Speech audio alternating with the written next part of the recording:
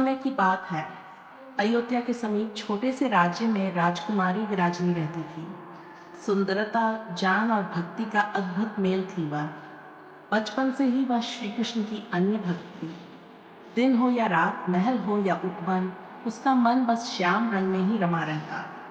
समस्या तब शुरू हुई जब विवाह का समय आया।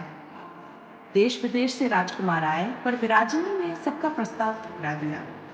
उसका कहना था, जिसका मन किसी और का हो चुका, वो किसी और के संग कैसे जीवन बिता सकता है।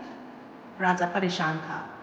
राज्य की इज्जत दांव पर थी। दरबार में चर्चा थी कि राजकुमारी पर कोई मोहिनी माया का असर है।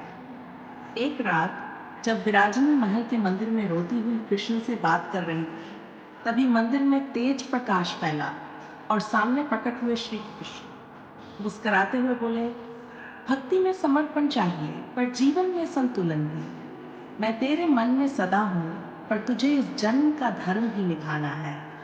कृष्ण ने उसे प्रेरणा दी कि उसका जीवन सिर्फ भक्ति के लिए नहीं, किसी योग्य जीवन साथी के संग धर्म और सेवा के मार्ग पर चलने के लिए भी है।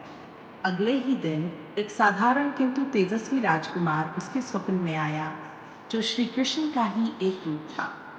विवाह हुआ, प्रेम से नहीं, विश्वास से। और कहते हैं, उस विवाह के बाद राजकुमारी की भक्ति और भी गहरी हो गई, क्योंकि अब उसके जीवन में भी कृष्ण थे, रूप में नहीं, भाव में। अंत में सच्चाई ये थी, कृष्ण कभी गए ही नहीं थे।